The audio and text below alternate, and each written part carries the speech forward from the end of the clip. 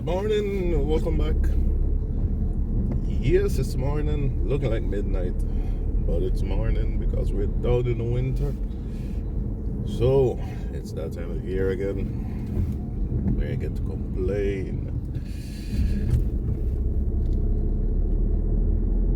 Time to go back to the garage. And actually I'm kind of lucky because if you saw the video last year, well, I said, I was talking about the timing belt, and this one is a wet belt is inside of the engine, and I was thinking I had to change it this year, but turns out it's not for the 1 liter, it's for the 1.5 liter, so they got it wrong. So now I'm up to 100 and where is the total? I'm up to 175,000 kilometers, 176,565.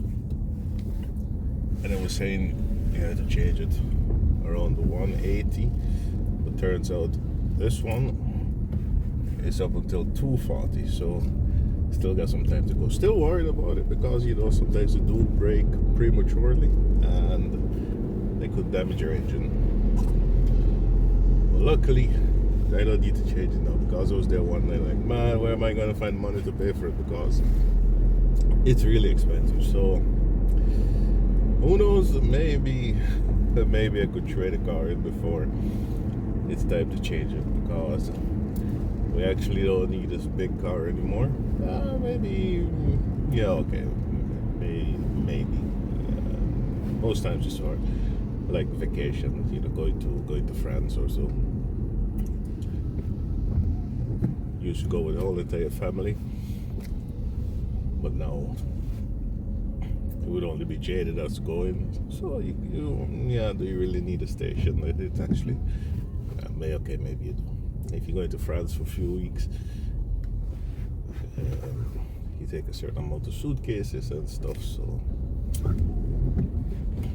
you actually don't need a big station anymore. Estate. Yeah, so it should be cheaper.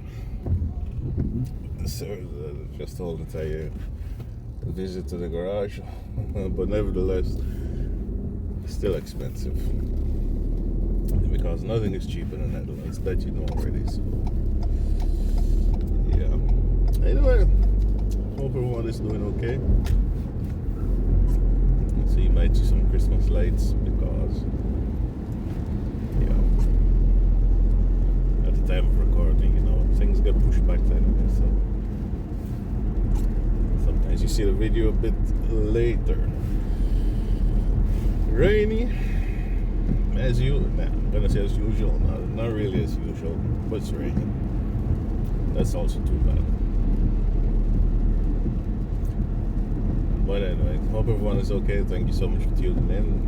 Hope you enjoyed the videos, the previous videos, and check out the playlist. Road to England, Road to Germany, St. Maarten, and don't forget all the videos I made in the Netherlands. I got a plane. I got some old reviews, which you probably don't want to see anyway. If you want to see some newer reviews, just some amateur reviews, then you can check out Lance-planes&more. So yeah, thank you all so much for tuning in, for the support.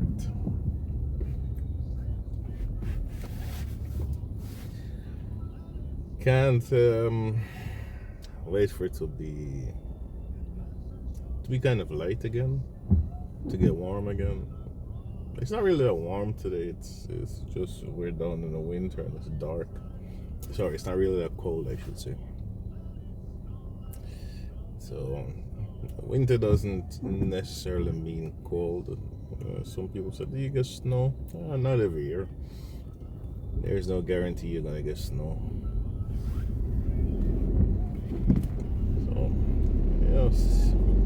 The Netherlands is close to the sea anyway.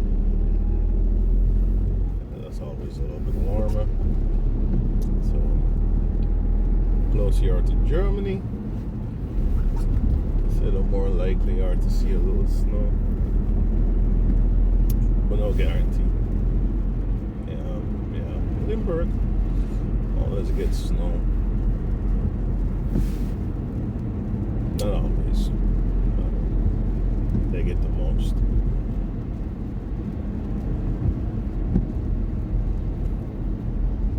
It was nice. The first few years in the Netherlands was actually nice.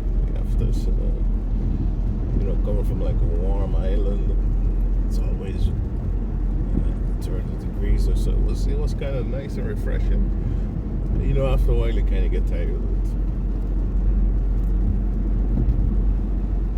If you could stay like really warm before it get cold, and if the winters are just like really nice and snowy, then it would be different.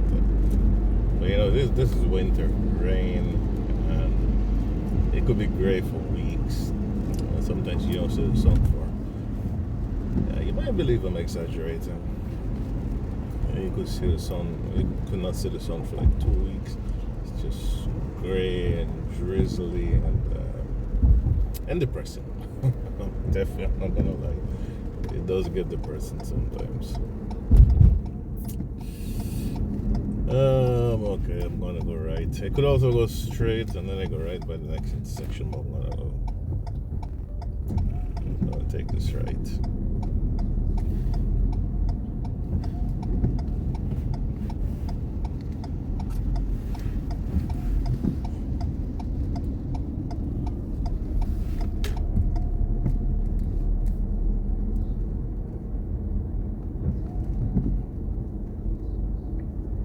Oh yeah.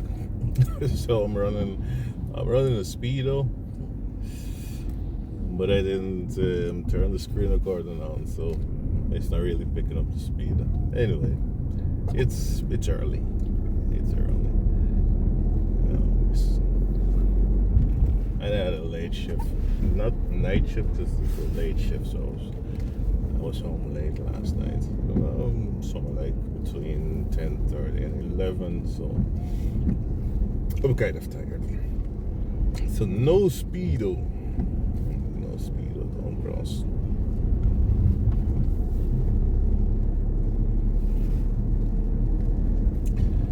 This is the Isselt Business Park Isselt Industrial Part. Industrial doesn't really make things. Do they?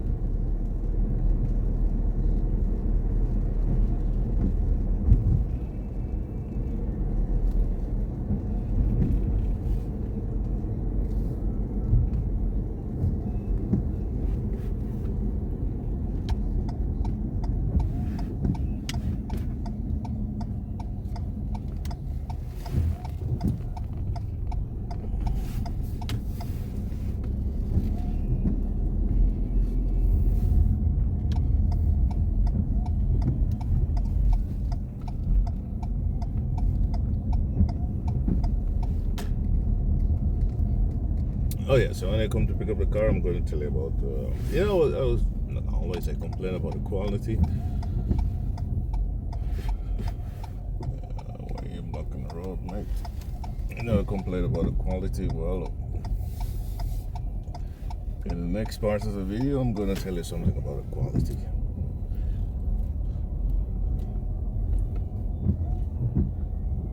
But for me personally, if I could,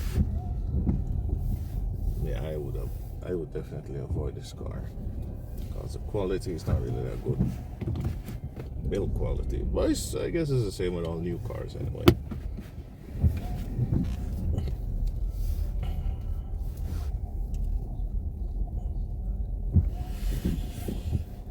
Service 31.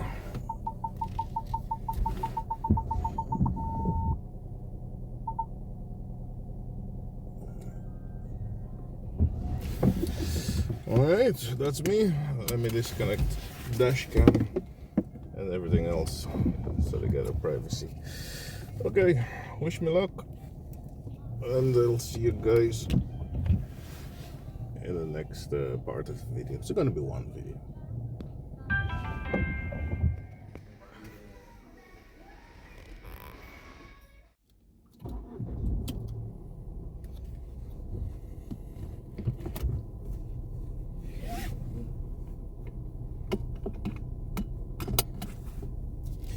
Okay, ready again? Well, first of all, it is the same day, which is a good sign because last year I had to pick it up a day later. So it's the same day, and it's still light, which means they weren't busy too long, which is in some ways a good sign. Normally when they gotta do all kinds of things and you gotta leave the car all day, they were saying it should be done at 5, but it's 2:20, and I got a message at like 12, somewhere about 1 o'clock that was finished. So okay, so like I said, didn't need to change the belt, the timing belt, the wet belt. So what it did was the normal servicing, oil, filter, spark plugs, you know, just a normal servicing. AC cleaning, so the car is smelling good again. And I washed it, also vacuumed it, which was kind of necessary. So it's really good. The damage last year it was 13 something. This year it's still expensive. It's 9 and change. Oh my god, I just don't want to drive anymore, seriously. 900 and change. So anyway, it is what it is. So like, oh yeah, I promised I was going to tell a story, because they also had to change the control panel on the driver's side, so what I use to control my windows, because the knobs, they broke. What? Yeah, seriously. Because imagine this, we're in Holland, right? And I don't really open my windows that often. Maybe once a day, sometimes not even. You know, it's cold, so for like in the winter months, I don't even open my windows. So it's not like I'm messing with the thing every single day, opening my windows and closing them.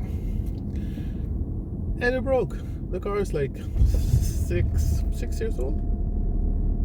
So I went to the garage and I said, hey, that's not right. They're like, yeah, but you know what it is, things do break. And I'm like, nah, you gotta be kidding me. Like, I say, I know cars driving around in like 30 years.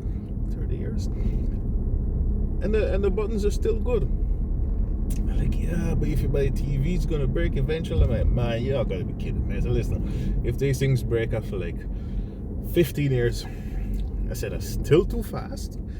But I could understand. But I said, like, 6 years, you gotta be kidding me. I said, it's just quality. The quality is just shit. It's all of this recycled plastic that everyone is so proud of. Recycled plastic. Listen, best kind of plastic is new plastic. I know some people are gonna be like, yeah, we gotta save the planet, whatever. I know, I understand. I don't mind if you use recycled plastic, but use it for something else. But not for things that you're gonna be using like every single day, because recycled plastic is actually different kinds of plastic together. You never know what you get in. They don't bond as well. Sometimes they change color. That's not as strong, so they are gonna break faster sometimes. And the car companies, the manufacturers, they kind of like cheapen out, and they're making things also way thinner. So it's like nothing. I mean, was I talking about this car last year about the quality? It's not just this car in general. A lot of new cars, they're like crap. I'm telling you. You take older cars, you just they're built so much better. Like, no, it's just cheap plastic, and you're paying so much more. For less. And these days, even like in luxury cars, they just like rip people off with screens. It's all screens. Any quality. There's just some cheap screen quality. The more screens they put in a car, the less good materials they gotta use. They just like fill it up with screens, and everybody like, oh, look at those screens, and they're just like screwing us over, left, right, and center. All right, let me take this phone call. I might mute this part. I will mute this part.